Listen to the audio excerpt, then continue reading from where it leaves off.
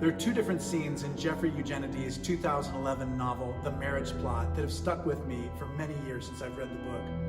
The first takes place in a local post office, where a American woman named Janice goes up to Mitchell, another American, and greets him and tells him this.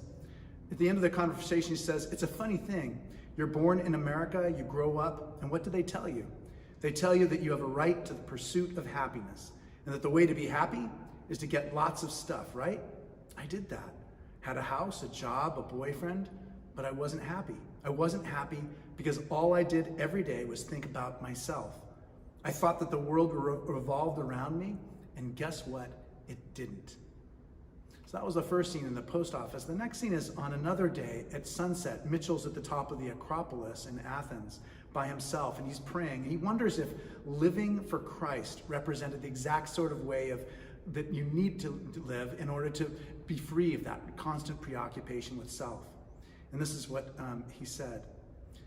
He wonders if living for Christ represented the exact sort of humbling that he needed in order to die to his old conceited self.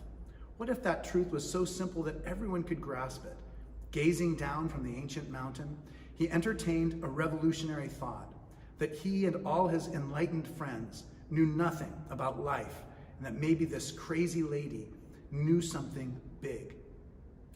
I guess what I love so much about the book is just the nostalgia for the 80s and the postmodernism and Freud, all those things about Derrida and Foucault. Even the nostalgia for the music. But it's such an important reminder that you can have everything, an Ivy League education, you can have great wealth, you can have experiences traveling, you can have great sexual adventures, you can have it all in every possible respect, and that will still not make you happy. And it has to do with a very ancient Christian idea, and the idea is the idea of sin.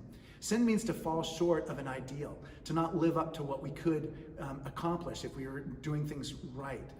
And in many ways, Martin Luther, the famous reformer from the 16th century, he said that there's an experience that we have, he calls it incurvatus se in Latin. It means to be curved in on oneself. And that is what it means to live just for yourself.